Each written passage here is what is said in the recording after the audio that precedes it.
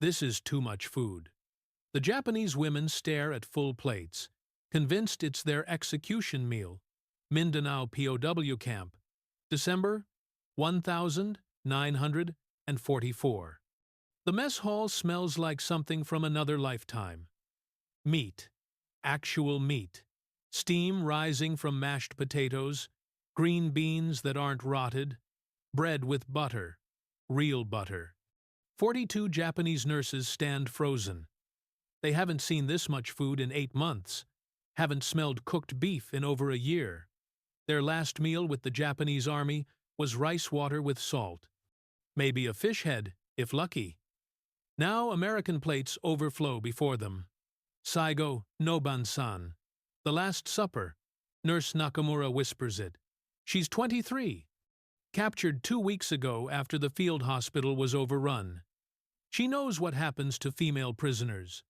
The propaganda films showed it clearly. First, they feed you. Then, they kill you. The math is simple. American POWs get 3,800 calories daily according to Geneva Convention. Japanese soldiers get 1,200 on a good day.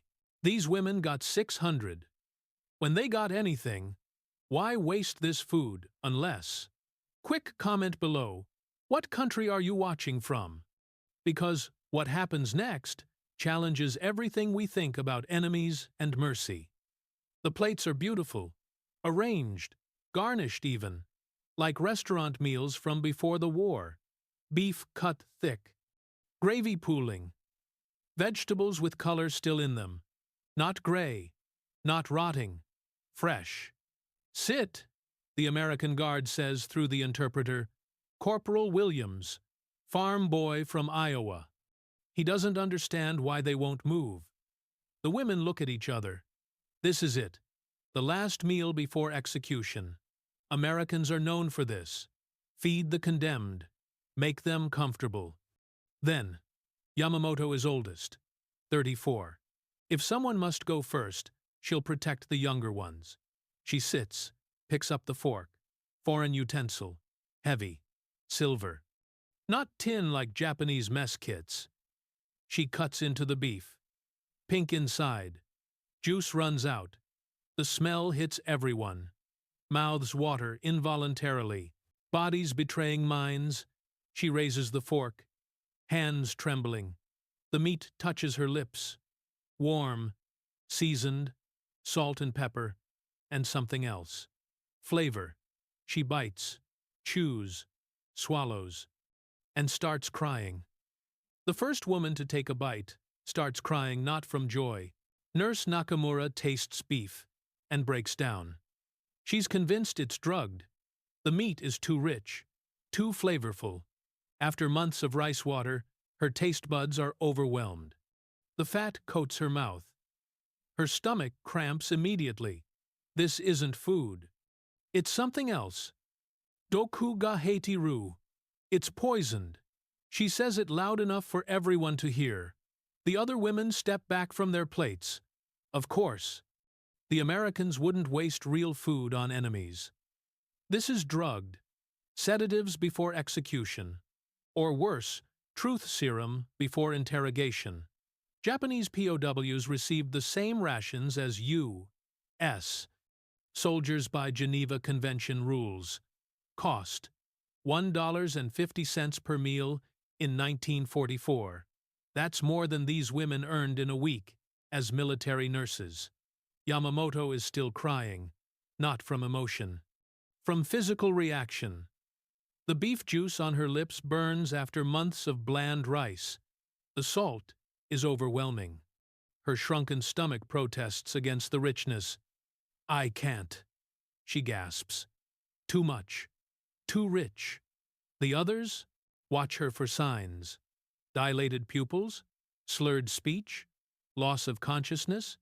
She's their test subject now, the one who'll show them what the Americans really want. Williams notices they've stopped eating. 39 women with full plates untouched. 3 have pushed their plates away. Some are backing toward the door.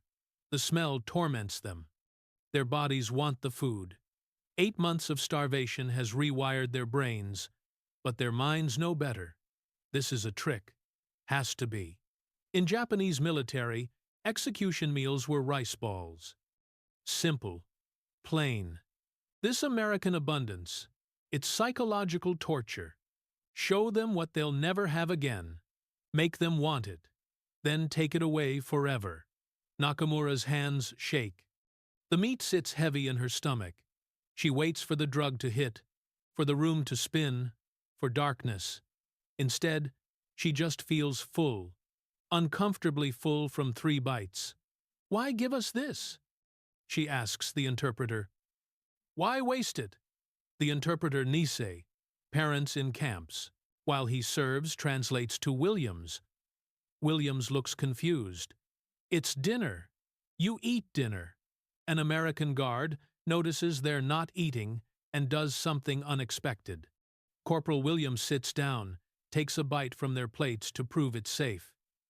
He walks to Nakamura's abandoned plate first, picks up her fork, the same fork she used, cuts a piece of beef, puts it in his mouth, chews, swallows, smiles.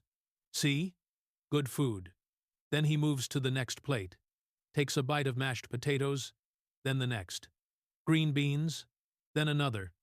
Bread with butter. "Naze tabaru? Why does he eat our food?"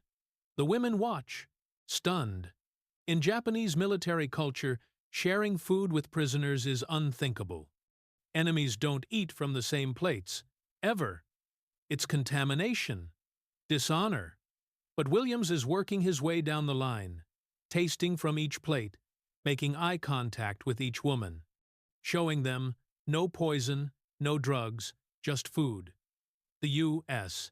spent $500 million on POW food during World War II, the same budget as a small nation's entire military. Every prisoner, even enemies, got American rations. "I grew up on a farm," Williams says while eating. The interpreter translates, "This is good beef. From Texas, probably. Corn-fed. See the marbling?" He holds up a piece, shows them the white lines of fat through the red meat. Like he's teaching them. Like they're students, not prisoners. Why risk eating potentially poisoned food? The question hangs unspoken. Sato, 19, youngest nurse, watches him eat from her plate. He's using her chopsticks now. Someone found them for the women. He's clumsy, but trying. Rice falls. He laughs at himself. "Your food is our food," he says. Same kitchen, same pots, same supply chain from America. The fork clinks against china. Real plates, not tin. The sound is civilized. Pre-war. Normal. One woman, Hayashi, picks up her fork again, takes a tentative bite. Vegetables this time. Carrots. Sweet. Cooked in butter. She hasn't tasted butter in 2 years. Williams nods encouragement. "Good, right? Cookie makes the best carrots in the Pacific." Cookie! The mess sergeant. 300 pounds of Italian-American from Brooklyn. He's watching from the kitchen window. Anxious. These women aren't eating his food. It's insulting his cooking. But the portions keep coming. Breakfast, lunch, dinner, more than they've seen in years. 3 meals daily, each larger than their weekly rations in Japanese Army. Breakfast. Eggs, bacon, toast, jam, coffee, milk. Lunch. Soup, sandwiches, fruit, cookies. Dinner. Meat, vegetables, potatoes, bread, dessert. Every day, without fail. Like clockwork. The women can't comprehend it. Average Japanese soldier got 2.5 pounds of rice weekly. These POWs get 4 pounds of food daily. The math doesn't work. America can't have this much food. It's impossible. Motenai. What a waste. Yamamoto says it every meal. Watching food get thrown away. Fresh food. Because regulations say nothing can be served twice. Health codes, even for enemies. Williams stops her gently. You'll get more tomorrow. Fresh. Promise. But promises mean nothing when you've been starving. The body doesn't believe in tomorrow, only now. Only this meal that might be the last. The butter disturbs them most. Real butter, creamy, yellow, spread thick on bread. In Japan, butter is mythology now, gone since 1942. Even officers don't get butter. Hayashi watches it melt on hot bread, watches it pool, watches Americans spread it casual, wasteful, like it's nothing. Like there's infinite butter somewhere. Where does it come from? She asks. Wisconsin, William says. Dairy farms, thousands of cows, just for butter. The women look at each other. Thousands of cows, just for butter? While Japanese soldiers eat grass soup, fresh vegetables arrive daily. Lettuce, tomatoes, cucumbers, flown in from Australia. For prisoners, enemy, prisoners.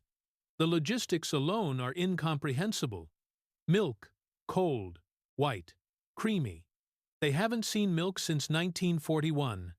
Children in Japan don't know what milk tastes like anymore. But here, gallons, daily, poured into glasses like water. The abundance breaks their minds. This isn't special treatment. This is normal, standard, what Americans eat every day. What American prisoners eat every day. This is why we'll lose, Nakamura whispers one morning. They have butter, we have grass. But something bothers Sato. The meat? So much meat. Where do Americans get so much meat? Her stomach turns with suspicion. One woman refuses to eat meat. She has a terrible suspicion about its source. Sato believes the meat is human, from executed Japanese soldiers. She's been counting. Every day, meat. Beef, pork, chicken, sometimes fish. Where do Americans get this much meat on a jungle island? There's only one source that makes sense. Ningen no niku, human flesh. She whispers it to Yamamoto during dinner. Points at the beef stew. Too much meat. Too convenient. Japanese soldiers are dying by thousands on this island. Bodies everywhere.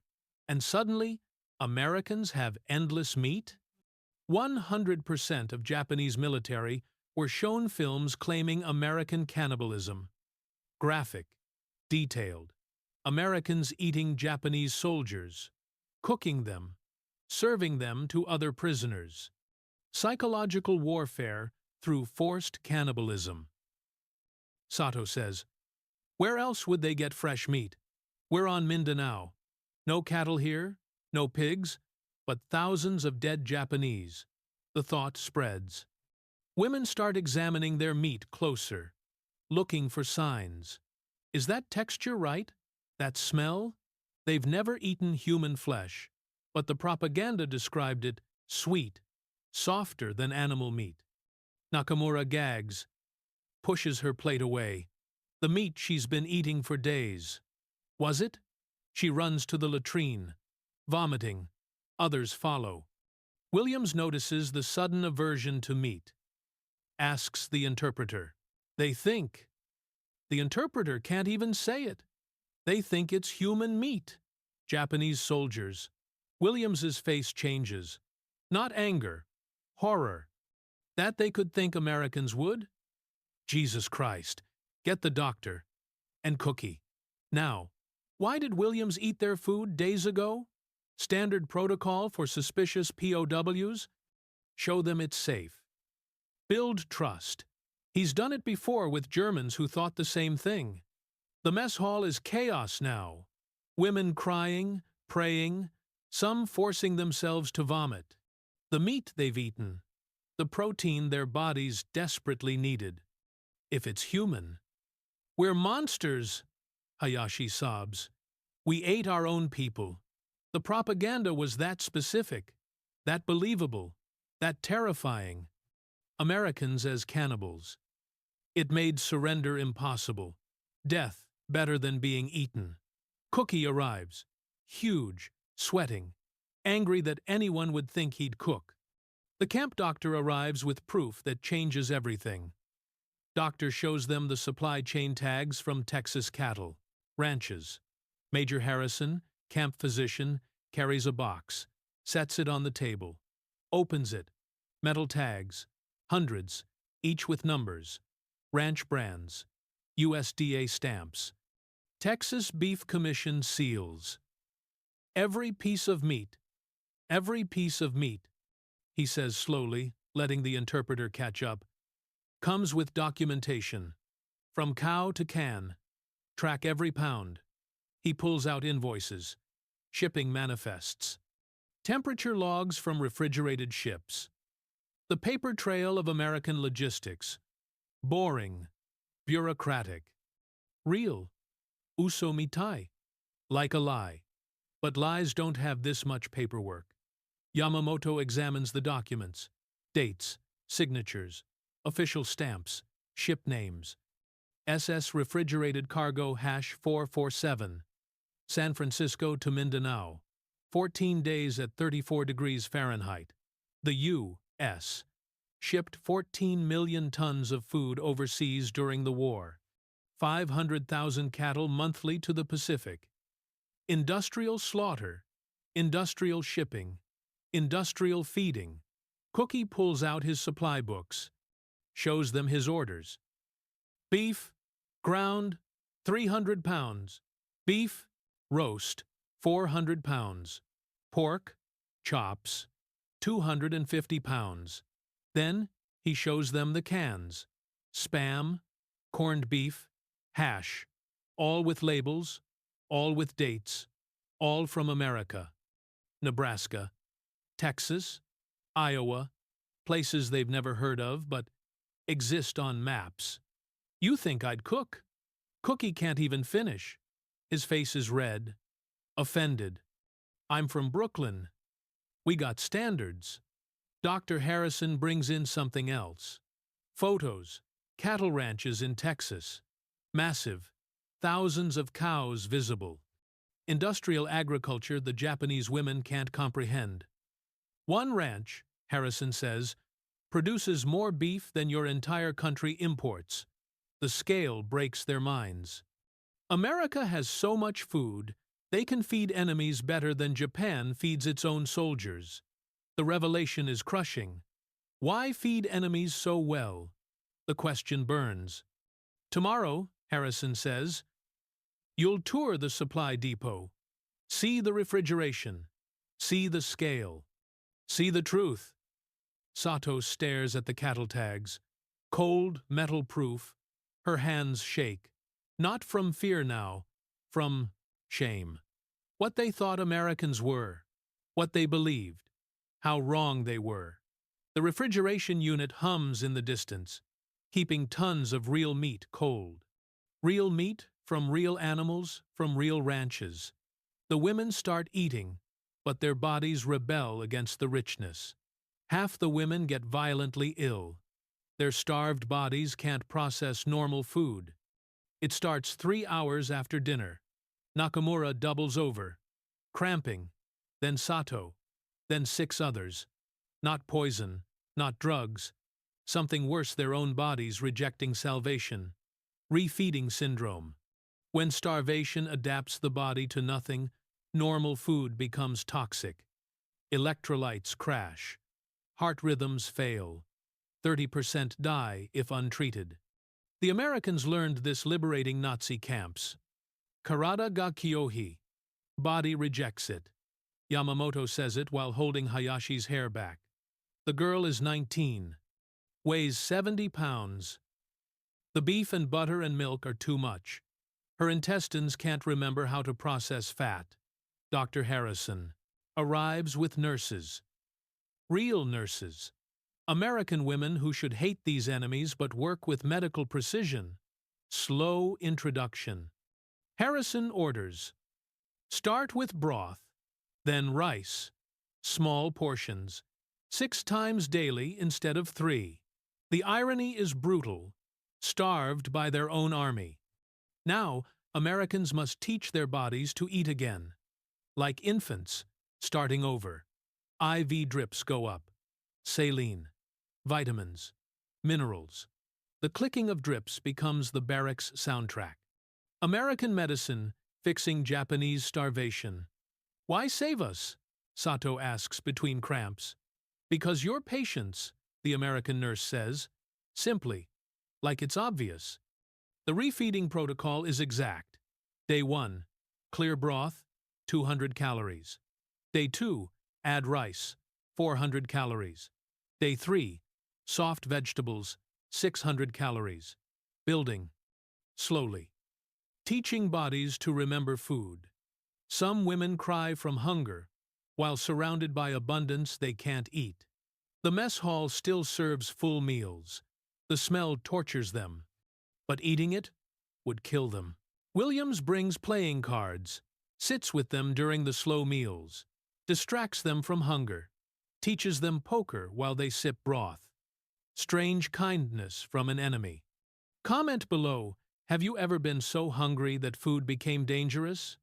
These women lived it. Week 2. Scrambled eggs. Soft, warm, protein their bodies scream for. Week 3. Fish. Flaky. Mild. Week 4. Chicken. Finally, meat their systems can handle. The American nurses chart everything. Weight, bowel movements, energy levels, like they're important, like they matter. 3 months later, something remarkable happens at the mess hall. The women have gained 20 pounds average and see themselves in mirrors. March 1945. 3 months of American food. Yamamoto stands before the mirror in the medical building. She doesn't recognize the face. Cheeks. Actual cheeks. Not skull. Wrapped in skin. She weighed 85 pounds at capture. Now, 115. 30 pounds of American abundance. Her uniform doesn't fit. Nothing fits. They've been issued American WAC clothing. Size small. Still loose, but not falling off. Ikite Iru. We're alive. Not just surviving, living. Energy to walk without exhaustion. Hair growing back. Menstruation, returning the body's sign. It's no longer in crisis mode. Japanese nurses averaged 85 pounds at capture. Reached 115 pounds in 90 days. The transformation is so dramatic, new arrivals don't recognize them. Your POWs? A newly captured officer asks. You look like Americans. The insult stings, but it's true. They look fed, healthy, human, everything Japanese soldiers aren't anymore. Nakamura flexes her arm. Muscle. Actual muscle where rope and bone used to be. She can lift things, carry supplies, work in the camp hospital treating wounded, both American and Japanese. Why feed enemies this well? Geneva Convention.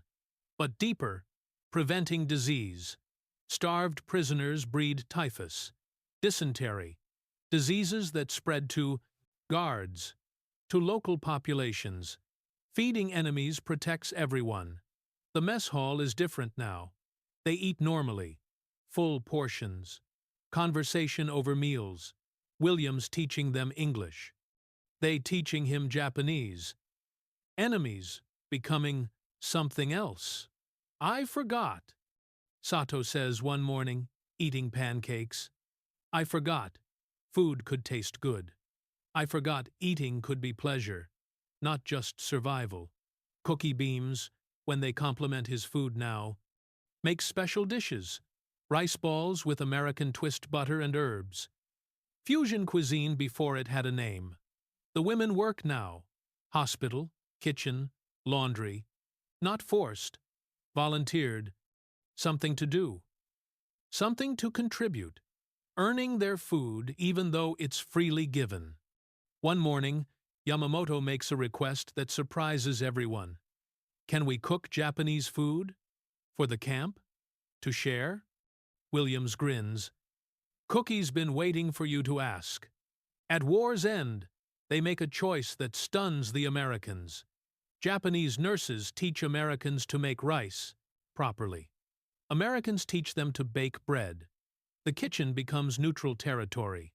Cookie and Yamamoto work side by side. She shows him the water ratio, 1 to 1.2. The washing technique, until water runs clear. The absorption method, no stirring, ever. You've been murdering rice, she tells him through the interpreter, making it mush. Cookie laughs. 300 pounds of Italian-American learning from 90-pound Japanese woman. He takes notes. Serious notes. Like she's a master chef. She is, in a way. Rice is life in Japan. Knowing how to cook it perfectly is survival. Art. Religion almost. Tabemono wa heiwa. Food is peace. They develop a routine. Morning.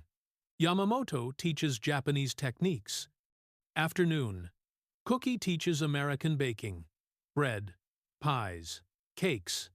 Things that require ovens Japan doesn't have.